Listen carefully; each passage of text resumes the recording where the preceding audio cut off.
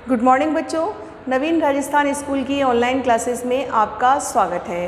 प्यारे बच्चों, हम कक्षा 8th की ऑनलाइन क्लासेस शुरू कर चुके हैं, जिसमें हमने फर्स्ट कविता ईश्वरीय वंदना के रूप में अभी न होगा मेरा अंत पढ़ ली है और दूसरा अध्याय भी हम पूरा कर चुके हैं।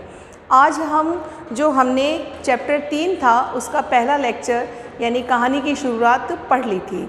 अब हम उसी कहानी को आगे बढ़ाते हैं। हमने जहाँ तक पढ़ा था उसी को एक बार ध्यान से सुन लेते हैं।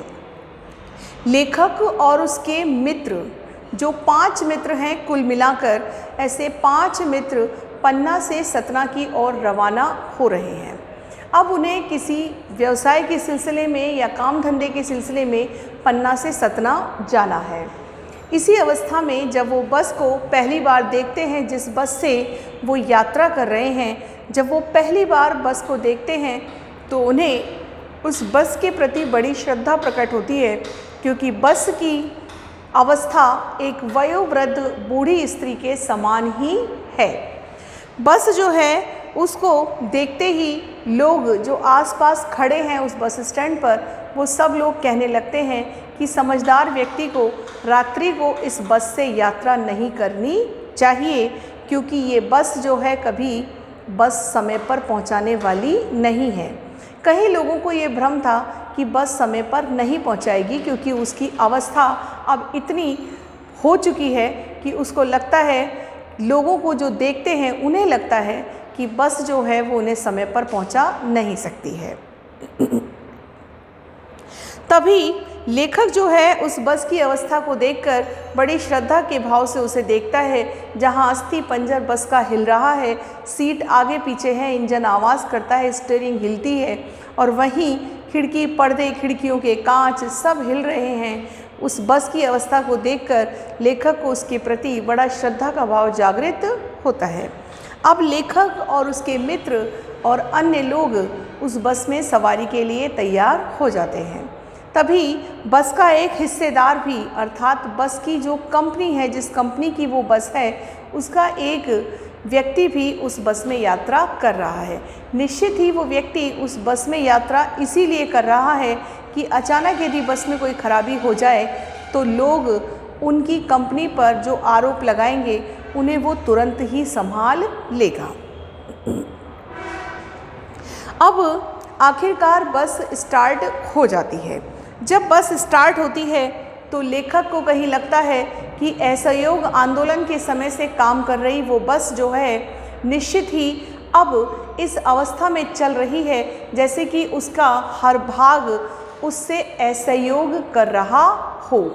ऐसा उस लेखक को और लेखक के मित्रों को प्रकट होता है कि जैसे कि असहयोग आंदोलन में हर व्यक्ति एक दूसरे से असहयोग की भावना, अंग्रेजों द्वारा बनाए गए नियमों को तोड़ने के लिए, तो वैसा ही यहाँ उस बस के जितने भी भाग हैं अलग अलग, जैसे सीट, इंजन, स्टीयरिंग, पर्दे, खिड़की, कांच, ये सब एक दूसरे से असहयोग कर रहे हों और उसको बैठे बैठे लेखकों और उनके मित्रों को ऐसा प्रतीत होता है कि सीट जो है कभी आगे हो जाती है, कभी बॉडी आगे हो जाती है, कभी सीट बॉडी का साथ नहीं देती है तो कभी बॉडी सीट का साथ नहीं देती है।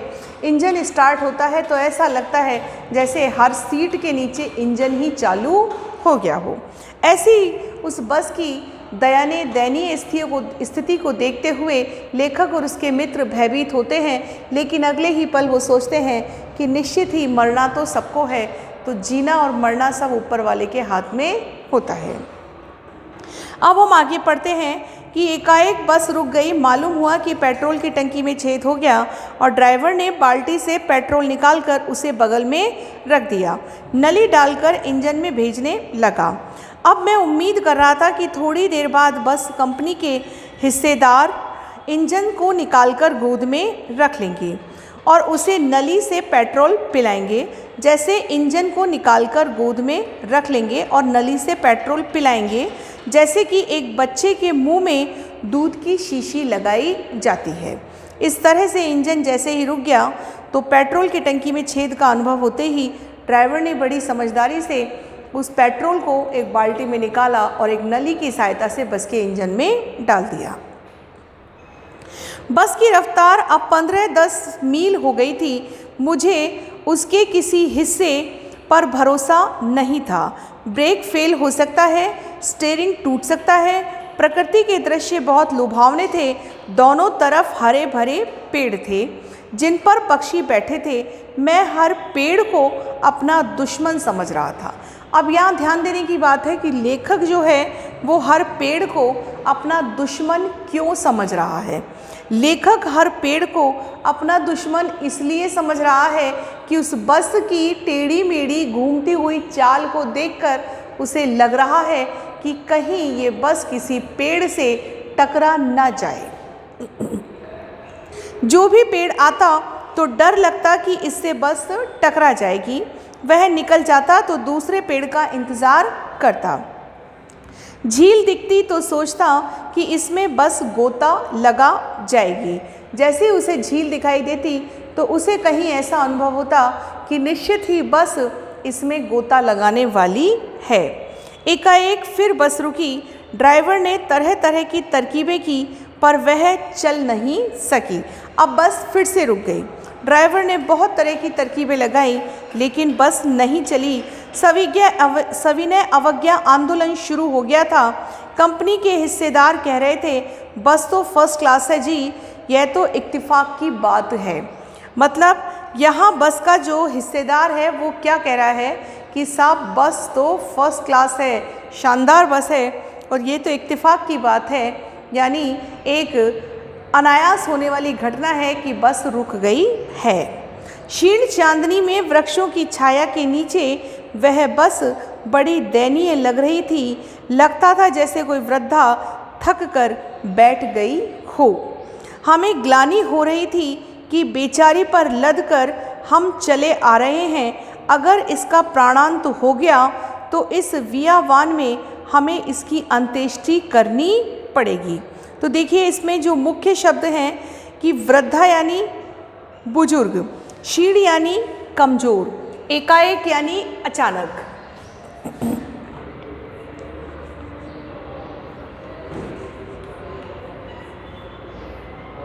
शब्दार्थ हैं एकाएक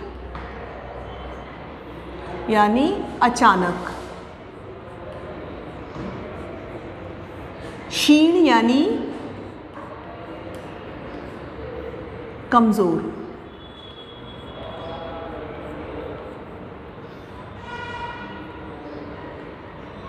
और वियावान का मतलब होता है वीरान।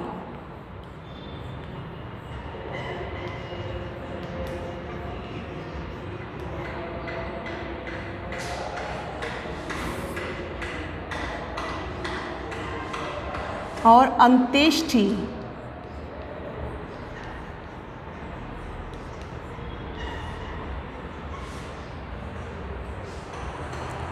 अब देखिए कि वो क्या कह रहे हैं कि यदि ये बस यूं ही रुक गई तो ऐसा लग रहा है कि जैसे कि इस बियावान जंगल में ही इसका प्राणांत हो जाएगा। अब देखिए कि ये क्यों कहा जा रहा है, तो इस पर ध्यान देना है आपको कि ऐसा क्यों कहा गया है कि उन्हें लग रहा है कि ये बस कहीं रुक गई तो ऐसा ना हो जाए कि इस बस को हमें यहीं छोड़ना पड़ जाए। अंत्येष्टि यानी अंतिम संस्कार। बच्चों, हर मनुष्य जीवन में 16 संस्कार लेकर जन्म लेता है और कहा जाता है कि उसके 3 संस्कार उसके जन्म से पहले ही मान लिए जाते हैं। यहाँ 16 संस्कार हर वर्ण के लिए निर्धारित हैं। ब्राह्मण, क्षत्रिय, वैश्य और शूद्र सभी के 16 संस्कार होते हैं और 16 संस्कारों में जो अंतिम संस्कार होता है वो होता है अंत्येष्टि यानी कि अंतिम संस्कार, जिसमें हम हिंदू धर्म के अंदर व्यक्ति को अग्नि को समाहित कर देते हैं। तो यहाँ ग्लानि यानी दुख, प्राणांत यानी प्राणों का अंत, प्राणांत यानी मृत्यु, और ग्लानि यानी गहन दुख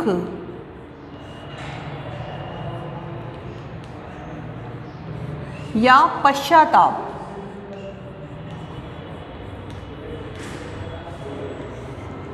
कि आपको किसी को देखकर कोई ऐसा पश्चाताप हो रहा है कि हम इसमें बैठे ही क्यों।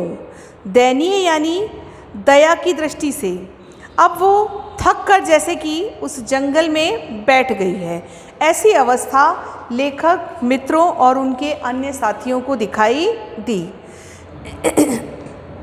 हिस्सेदार साहब ने इंजन खोला और कुछ सुधारा। बस आगे चली, उसकी चाल और कम हो गई थी। हिस्सेदार साहब यानी बस कंपनी के साथी जो उस बस में बैठे हुए थे, वो क्या करते हैं कि तुरंत ही बस का इंजन खोलते हैं, उसमें कुछ सुधार करते हैं और बस आगे की ओर चल देती है। उसकी चाल और कम हो गई थी। धीरे धीरे वृद्धा की आंखों की ज्योति आगे जाने लगी। चांदनी का रास्ता टटोलकर वह रेंग रही थी, जैसे कि कोई हल्का सा उजाले के अंदर उसका जो प्रकाश था बस का वो बिल्कुल धीमा पड़ गया था, और जैसे कि वो चांदनी को उस रास्ते का प्रकाश मानकर धीरे धीरे अपने मार्ग पर रेंग रही हो, ऐसी उस बस की गति हो गई थी। आगे या पीछे कोई भी गाड़ी आती जाती दिखती तो वह एकदम किनारे पर खड़ी हो जाती और कहती कि निकल जाओ बेटी, अपनी तो वह उम्र ही नहीं रही कि हम किसी गाड़ी को क्रॉस करके आगे निकल जाएं। ऐसा उन लोगों को लगता था कि वो साइड में गाड़ी ऐसी रुक जाती थी कि आने जाने वाली गाड़ियों को किसी प्रकार की तकलीफ नहीं होनी चाहिए। एक पुलिया के ऊपर पहुँचे ही थे कि एक टायर फिस करके बैठ गया। जैसे ही पुलिया पर बस चढ़ी तो तुरंत ही एक टायर में से फिस की आवाज़ आई, अर्थात उसकी हवा निकल गई और वो टायर बैठ गया। वह बहुत ज़ोर से हिलकर थम हो गई। अब अगर स्पीड में होती तो उछलकर नाले में गिर जाती। बेचारी बस की तो स्पीड ही इतनी कम थी, यानी कि उसकी गति ही इतनी कम थी। यदि वास्तव में वो स्पीड में होती तो निश्चित ही ऐसी अवस्था में जब टायर एकदम से पंचर हो गया, ऐसी अवस्था में तो निश्चित ही वो गाड़ी नाले में गिर जाती। और जितने लोग उस बस में यात्रा कर रहे थे वो सभी उस नाले के अंदर निश्चित ही गिर जाते। ऐसी अवस्था में उस ड्राइवर ने तुरंत ही बस को संभाला। मैंने उस कंपनी के हिस्सेदार की तरफ पहली बार श्रद्धा भाव से देखा। वह टायरों की हालत जानते हैं, फिर भी जान हथेली पर लेकर इसी बस से सफ़र कर रहे हैं। अब देखिए, लेखक के मन में उस बस के हिस्सेदार के प्रति भी एक श्रद्धा का भाव जागृत हुआ है। और वो श्रद्धा का भाव जागृत क्यों हुआ है? क्योंकि जब हम ये जानते हैं कि कभी भी हमें मृत्यु गले लगा सकती है, तो शायद आप और हम तो घर से बाहर ही ना निकले, लेकिन यहाँ ये हालत है कि उसे पता है कि ये बस कभी भी मौत की ओर ले जा सकती है। ऐसा जानने के बाद भी उस बस कंपनी के हिस्सेदार उस बस में यात्रा कर रहे हैं, तो ये मान लीजिए कि ये बात निश्चित है कि इंसान अपनी नौकरी को बचाने के लिए और दुनिया में ये दिखाने के लिए कि वो जो काम कर रहा है वो सही है, कुछ भी कर गुजरने के लिए तैयार रहता है। उत्सर्ग की ऐसी भावना दुर्लभ है। उत्सर्ग का मतलब न्योछावर करना। उत्सर्ग का मतलब होता है बलिदान। उत्सर्ग का मतलब है बलिदान।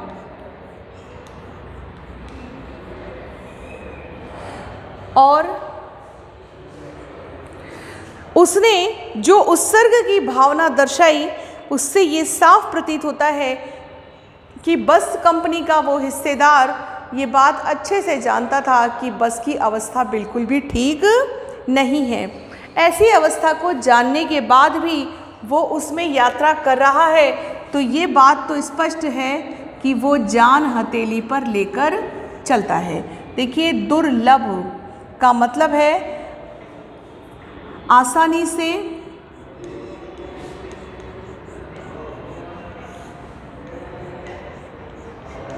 प्राप्त ना हो, आसानी से प्राप्त ना हो, उसे दुर्लभ कहा जाता है। अब इस आदमी के साहस और बलिदान की भावना का सही उपयोग नहीं हो रहा है, इसे तो किसी क्रांतिकारी आंदोलन का नेता होना चाहिए। लेखक के मन में विचार आता है कि जिस हिसाब से कंपनी के हिस्सेदारों ने इसे यहाँ पर इस काम के लिए स्थापित किया है, निश्चित ही इस व्यक्ति को यहाँ ना होकर देश की सेवा में होना चाहिए, कि इसको पता है कि यहाँ इसकी जान को खतरा है, उसके बाद भी वो ऐसी बस में यात्रा कर रहा है। हम सब मर जाते तो देवता बाहें पसारे उसका इंतज़ार करते और कहते कि वह आदमी आ रहा है जिसके एक टायर के लिए प्राण दे दिए, मर गया पर टायर नहीं बदला। अब क्या बात हो रही है कि अगर बस नाले में गिर जाती तो हम सब मर जाते और देवता बाहें पसार कर हमें अपने गले लगा लेते।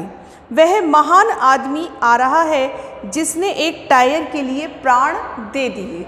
मतलब ये व्यंग में कही जा रही बात है कि निश्चित ही हम जब इस बस में यात्रा करते, वो एक कल्पना कर रहा है, लेखक जो है उसने एक कल्पना की है कि ये टायर के नीचे, ऐसी बस के नीचे लेटा हुआ उसके टायर को सही करने का प्रयास कर रहा है जिस बस की अवस्था का उसे पूर्ण ज्ञान है।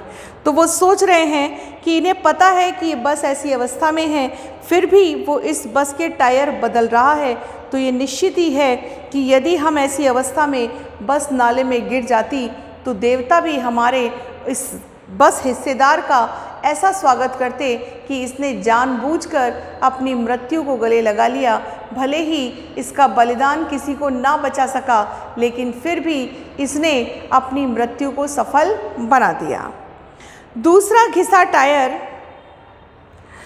लगाकर बस फिर चली। मतलब अब जो दूसरा टायर उसमें लगाया गया है वो भी घिसा हुआ है, कोई नया टायर नहीं है। अब हमने वक्त पर पन्ना पहुंचने की उम्मीद छोड़ दी थी। पन्ना कभी भी पहुंचने की उम्मीद हमने छोड़ दी थी। पन्ना क्या, कहीं भी कभी भी पहुंचने की उम्मीद हम छोड़ चुके थे। लगता था कि ज़िंदगी इसी बस में गुजारनी पड़ेगी। इससे सीधे उस लोग को प्रयाण कर जाना है। प्रयाण यानी रवानगी, कि प्रयाण कर जाना है कि पृथ्वी पर उसकी कोई मंजिल नहीं है। बेताबी तनाव खत्म हो गए। हम बड़े इत्मीनान से घर की तरफ बैठ गए। मतलब उस बस में अब किसी भी यात्री को कोई उम्मीद नहीं थी कि वो सही सलामत अपने घर यानी पन्ना पहुंच जाएंगे। तो वो सब लोग बड़े इत्मीनान से, सुकून से यानी शांति के साथ उस बस में ऐसे बैठ गए कि जैसे कि अब उनकी जीवन का जो संपूर्ण दायित्व है वो उस बस के हवाले ही हो गया है। चिंता जाती रही, हंसी मजाक चालू हो गया कि जरा सी बस रुकती है, फिर हिस्सेदार साहब नीचे उतरते हैं, उस बस में कुछ करते हैं और बस अपने आप चलने लग जाती है। तो निश्चित ही बस गंतव्य तक शायद पहुंचा भी दे। जब अब तक चल रही है तो अब भी चल ही जाएगी, लेकिन ये निश्चित है कि समय पर पहुंचने वाला आदमी समय पर नहीं पहुंच पाएगा। तो बच्चों, हरिशंकर परसाई द्वारा लिखी गई ये मार्मिक बस की यात्रा इस बात को स्पष्ट करती है कि उन्होंने व्यंग के रूप में जहां एक ओर हमारे देश की यातायात व्यवस्था और बसों की दयनीय अवस्था की ओर करारा व्यंग किया है, एक ऐसा कटाक्ष किया है जिसमें ये बात स्पष्ट होती है कि यद्यपि सड़कों की हालत ख़राब है जिसकी वजह से बसों की हालत ख़राब हो जाती है, लेकिन हम इससे लोगों की जान को खतरे में नहीं डाल सकते। ऐसा ही इस कहानी में ये दर्शाया गया कि हरिशंकर परसाई ने उस बस की व्यथा के आधार पर यह स्पष्ट किया कि कोई भी ऐसी अवस्था में बस यदि मिलती है, दिखाई देती है और हम उसमें यात्रा करते हैं तो ये निश्चित ही अपनी ज़िंदगी के साथ एक खिलवाड़ होता है। चाहे वो बस हमें फिर गंतव्य तक पहुंचा ही क्यों ना दे, लेकिन ये जीवन का एक ऐसा रिस्क है जो उठाकर ऐसी बसों में यात्रा करना आपके खुद के जीवन के लिए और आपके जीवन से जुड़े हुए उन समस्त संबंधों के लिए कहीं भी हितकर नहीं है। लेखक ने जहाँ इस बस के संबंध में जितनी भी बातें कही, भले ही वो श्रद्धा और विश्वास के साथ प्रकट हुई हो, लेकिन व्यंग्य के रूप में इसका यही अर्थ प्रकट होता है कि जीवन में ऐसे रिस्क नहीं उठाने चाहिए जहां हम यात्रा कर रहे हैं और हम बस कंपनी को पैसा दे रहे हैं, कोई फ्री में तो यात्रा नहीं कर रहे हैं। तो हमें अपनी जीवन को बचाने का उस बस में बैठने से पहले इस बात का पूरा ज्ञान कर लेना चाहिए कि वो बस सही अवस्था में चल रही है अथवा नहीं चल रही है। ऐसी बसों में यात्रा करना अपने जीवन के साथ खिलवाड़ करना ही होता है। तो बच्चों, अब हम शुरू करते हैं इसके प्रश्नोत्तर।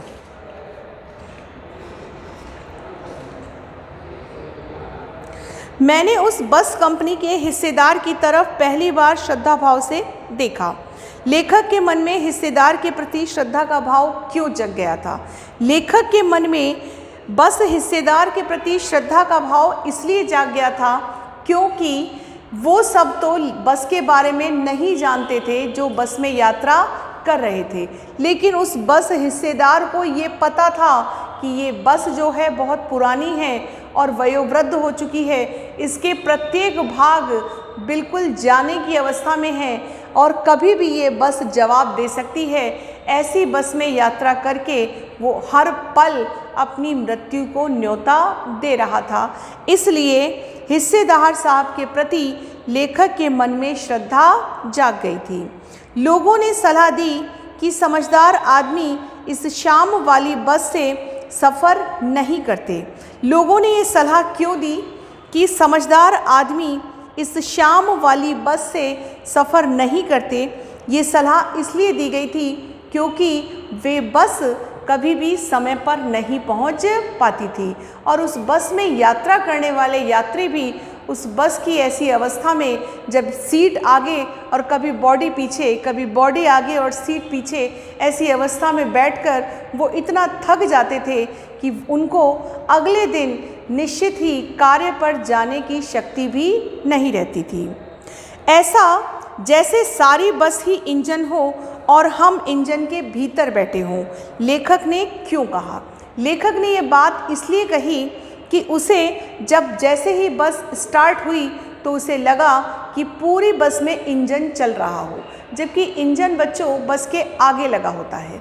तो बस का इंजन ऐसे चल रहा था जैसे कि पूरी बस में इंजन गूंज रहा हो और आवाज़ इतनी ज़्यादा थी कि हर सीट के नीचे इंजन की आवाज़ सुनाई दे रही थी।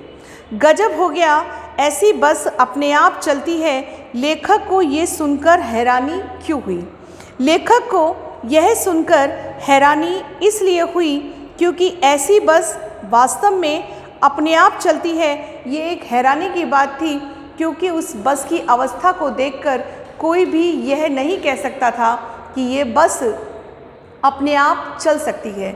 उसको देखकर लगता था कि 10-15 लोग जब उस बस को धक्का मारेंगे तब जाकर वो बस कहीं आगे चलेगी। और यद्यपि हुआ भी ऐसे ही कि जैसे ही बस में सवारी बढ़ने लगी तो उस बस का संतुलन बिगड़ गया और वो आगे पीछे होने लगी। तब लोगों ने आगे से और पीछे से बस का संतुलन बना लिया। मैं हर पेड़ को अपना दुश्मन समझ रहा था। लेखक पेड़ों को दुश्मन क्यों समझ रहा था? लेखक पेड़ों को दुश्मन इसलिए समझ रहा था क्योंकि बस के रास्ते में आने वाला हर पेड़ ऐसा लग रहा था उसे कि जैसे कि अभी बस उस पेड़ से टकरा जाएगी और जैसे ही बस पेड़ से टकराएगी तो हम सब दुर्घटनाग्रस्त होकर अभी यहीं समाप्त हो जाएंगे। इसलिए हर पेड़ को देखकर उसे एक भय लग रहा था। अब बच्चों, ये सारे प्रश्न जो हैं ये पाठ्य पुस्तक से संबंधित हैं। अब इसमें आपको कारण बताने हैं, सबके कारण बता दिए गए हैं। एक और प्रश्न है जो अनावश्यक रूप से आपको करना ही चाहिए, जिसका प्रश्न आप लिखिए कि प्रस्तुत कहानी में हरिशंकर परसाई ने किस पर व्यंग किया है। प्रस्तुत कहानी में हरिशंकर परसाई ने किस पर व्यंग किया है।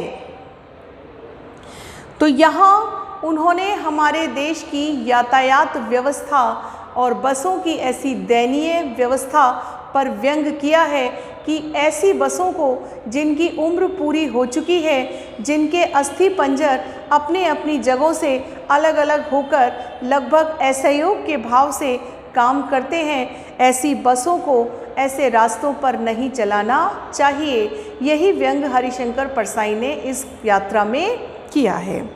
अब जो पाठ से आगे के प्रश्न हैं उन पर ध्यान दीजिए। अनुमान कीजिए कि यदि बस जीवित प्राणी होती, बोल सकती, तो वह अपनी बुरी हालत, भारी बोझ के कष्ट को किन शब्दों में व्यक्त करती। अब देखिए, यदि कोई बस वास्तव में बोल पाती तो वो क्या बोलती कि अरे भाइयों, मैंने अपने जीवन काल की जवानी के दिनों में तुम्हें बहुत सी यात्रा कराई, लेकिन अब मेरी जवानी नहीं, बुढ़ापा है, अब मैं इतनी यात्रा नहीं करा सकती, अर्थात मेरी जीवन लीला को अब कुछ समय के लिए विश्राम का समय दे दीजिए और मेहरबानी करके इसको यात्रा के लिए ना दौड़ाइए। इस तरह से कुछ शब्द उस बस के होने चाहिए। बच्चों, ये प्रश्न जो है ये कल्पनात्मक है। आप खुद के ऊपर सोचिए कि यदि आपके घर के बड़े बुजुर्ग पर कोई इतना बोझा लाद कर कहे कि चलो, तो वो कैसे चलेंगे। ठीक उसी प्रकार से प्रश्नों के उत्तर कल्पनात्मक बनाए जाते हैं। अब बात करते हैं भाषा की। देखिए, बस, वश और बस, ये तीन शब्द हैं। बस, वश और बस, ये तीन शब्द हैं। अब पहला जो बस है वो सवारी के अर्थ में है। ये तो है सवारी के रूप में, ये है किसी के वश में हो जाना, अर्थात अधीनता के रूप में। ये जो वश है ये है अधीनता के रूप में, कि इसमें जो बात कही गई है वो अधीनता के रूप में है। और तीसरा जो बस है वो है कि बस करो, अब बहुत हो गया। ये जो बस है ये है बस करो, यानी बंद करो, कि बहुत हो गया। तो यहाँ बस शब्द जो है ये बस इंग्लिश वाला बस हो गया, ये अधीनता के रूप में हो गया, और वो हो गया बस करना, यानी पूरा हो गया। इस तरह से इन शब्दों के अलग अलग अर्थ निकलते हैं, तो आपको अपने हिसाब से इन पर दो दो वाक्य बनाने हैं। अब है, हम 5 मित्रों ने तय किया कि शाम 4 बजे की बस से चलें। पन्ना से इस कंपनी की बस सतना के लिए घंटे भर बाद मिलती है। ऊपर दिए गए वाक्यों में ने, की, से आदि वाक्य के 2 शब्दों के बीच संबंध स्थापित हो रहा है। तो बच्चों देखो, कारक बताए गए हैं, तो आपको अच्छे से पता है कि जो ने का चिन्ह होता है ये कारक है। तो कारक में ने का जो चिन्ह है वो होता है कर्ता कारक का। तो ये कोई भी पाठ्य पुस्तक में व्याकरण से संबंधित जो भी प्रश्न बनते हैं उन प्रश्नों पर हमें ये ध्यान देना है कि उन प्रश्नों में क्या बात बताई गई है। तो जैसे पाठ पढ़ते समय हमने ध्यान दिया था विराम चिन्हों का यहाँ विशेष रूप से प्रयोग था, वैसे ही ने कर्ता कारक के रूप में है। फिर ये जो शब्द बता रहे हैं कि, ये है आपके संबंध कारक के रूप में। जैसे कि की शब्द आएगा तो वो है संबंध कारक के रूप में।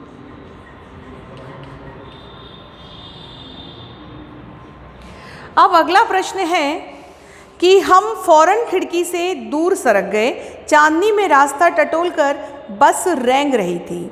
दिए गए वाक्य में सरकना, रेंगना जैसी क्रियाएं 2 प्रकार की गतियां दर्शाती हैं। जब दो प्रकार की गतियाँ एक साथ वाक्य में प्रयुक्त की जाती हैं तो उन्हें संयुक्त क्रिया के नाम से जानते हैं। तो ये बात आपको ध्यान रखनी है कि जब दो क्रियाएं एक रूप से आती हैं, एक साथ प्रयुक्त की जाती हैं, तो उसे संयुक्त क्रिया के रूप में जानते हैं।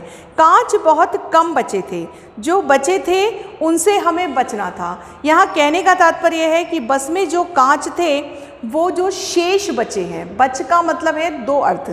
जैसे कांच बहुत कम बचे थे, जो बचे थे उससे हमें बचना था। तो यहाँ पहले बचे का अर्थ है शेष रहना, फिर जो दूसरे जो बचे थे यानी अभी बाकी रह गए हैं, और उनसे बचने का अर्थ है अपने आप को दूर रखना। तो बच्चों ये शब्द ये बताते हैं कि शब्द का प्रयोग उस वाक्य में दिए गए निर्धारित स्थान को ध्यान में रखते हुए हमें करना चाहिए। तो ये निश्चित ही व्याकरण में हम इतने ध्यान से कभी पढ़ते नहीं हैं, लेकिन हमें ध्यान देकर इन शब्दों को पढ़ना चाहिए। अब बात है कि बोलचाल में प्रचलित अंग्रेजी शब्द फर्स्ट क्लास में दो शब्द हैं, फर्स्ट और क्लास। यहाँ क्लास का विशेषण है फर्स्ट। चूँकि फर्स्ट संख्या है तो फर्स्ट क्लास संख्यावाचक विशेषण का उदाहरण होगा। तो महान आदमी में किसी आदमी की विशेषता का यानी गुणवाचक विशेषण का वर्णन होता है। अब देखिए विशेषण जो होता है बच्चों, वो वैसे तो बड़ी क्लासेस में 6 भेद मिलेंगे आपको विशेषण के, लेकिन 8th तक 4 ही भेद मान्य हैं। तो विशेषण के 4 भेद होते हैं, गुणवाचक, और विशेषण जो है वो है संज्ञा और सर्वनाम की विशेषता बताने वाले शब्द। जब व्याकरण की क्लास लगेंगी तब आपको विस्तारित रूप में बताया जाएगा। अभी केवल प्रश्नों के हिसाब से आप समझ लें कि गुणवाचक विशेषण, फिर होता है संख्यावाचक विशेषण, तीसरा होता है परिमाणवाचक विशेषण,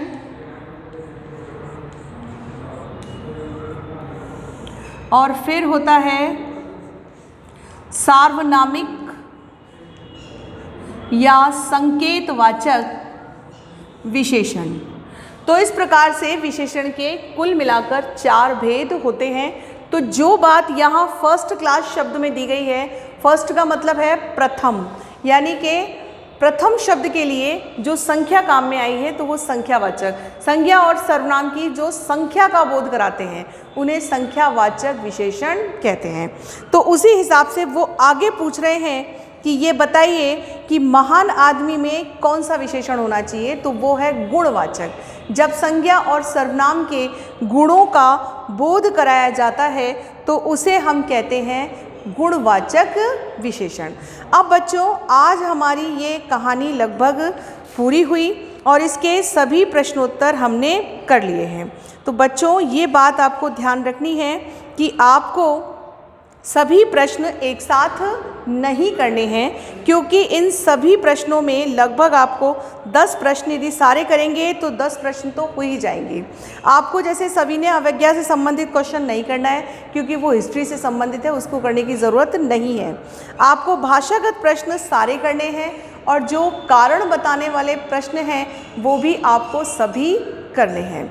अब हमने जो विशेष रूप से इस कहानी में पढ़ा वो यही था कि एक यातायात व्यवस्था की व्यंग्य प्रधानता यहाँ पर दर्शाई गई कि हरिशंकर परसाई ने हमारे देश में हो रही यातायात व्यवस्था की दयनीय अवस्था का चित्रण यहाँ किया था कि बस की यात्रा कितनी भयावह हो सकती है। ऐसी बसों में न जाने कितने ही लोग हर रोज़ सवारी करते हैं, जिसका अता पता केवल यातायात को ही होता है। उन व्यवस्था को संभालने वाले लोगों को कम से कम लंबी यात्रा पर जब बसों को वो चलाते हैं तो पूरी तरह से उसकी जांच कर लेनी चाहिए, क्योंकि उस बस में सवारी करने वाले लोग, उनके साथ जुड़े हुए असंख्य परिवार जो उस बस के शिकारग्रस्त हो जाने पर अर्थात दुर्घटनाग्रस्त हो जाने पर पूरी तरह से टूट जाते हैं। तो इस बस की यात्रा हमें ये बात स्पष्ट करती है कि उस बस की यात्रा में केवल वो यातायात व्यवस्था ही जिम्मेदार नहीं है, बल्कि वो लोग भी जिम्मेदार हैं जो बस की अवस्था को देख रहे हैं कि बस कितनी दयनीय अवस्था में है, कितनी टूटी फूटी है, जिसके टायरों में हवा भी पूरी तरह से भरी हुई नहीं है, जिसका इंजन बहुत ज़ोर से आवाज़ कर रहा है, जिसकी सीटें आगे पीछे हो चुकी हैं, हर तरह से जो अपनी अवस्था को प्रत्यक्ष रूप से दर्शा रही है। इस बात का हमें ध्यान रखना चाहिए कि किसी भी प्रकार से ऐसी बस में यात्रा करना हमारे लिए हानिकारक हो सकता है। यदि बच्चों किताब के पाठ्यपुस्तक प्रश्नों के अतिरिक्त और भी प्रश्न आपके मस्तिष्क में उभरते हैं तो वो भी आप अपनी कॉपी में लिखकर तैयार रखें। नियमित कक्षाओं के दौरान आपको उन प्रश्नों के उत्तर बता दिए जाएंगे। धन्यवाद।